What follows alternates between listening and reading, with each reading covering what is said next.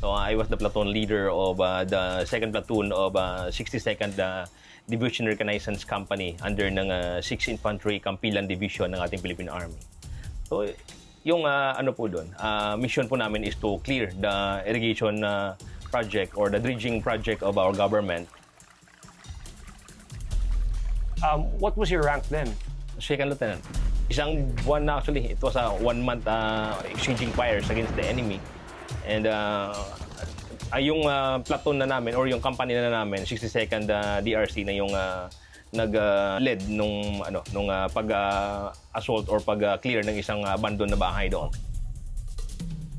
So, sa irrigation na kami dumaan para kasi expected na po talaga yung doon eh.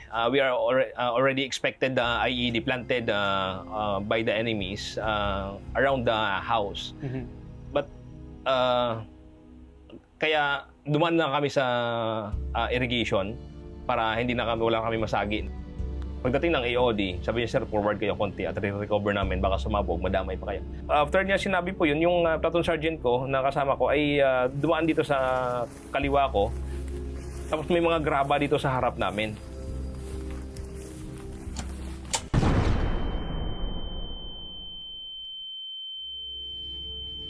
Siya yung nakaapak ng trigger ng bomba, which is pressurized. Ibig sabihin ng pressurized, pagka maapakan mo siya, sabog ka agad na siya. Sa kanya, putol yung kanyang kanang paa. At ako naman po mata kasi nakayuko akong ganun. Wala pa akong eye protective eyeglass nun. Kaya yung blast nung mga graba, doon talaga pumunta po sa akin. So, lumuhod ako kasi yung mga kalaban pala nasa 200 to 300 meters lang na may mga sniper fires.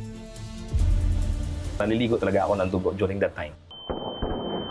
Nilapatan ako ng first aid doon sa TCP. So, nakatuman carry ako at nilapatan ako ng first aid doon sa TCP. Dating sa TCP, binuhat ako, nilagay ako sa isang improvised street chair, yung poncho. Tapos, ang tinawagan yung chopper, ma-airlift kami. Pagdating ng chopper, hindi pa siya makalapag-lapag kasi may ground fires din. Pinuputukan din sila ng kalaban.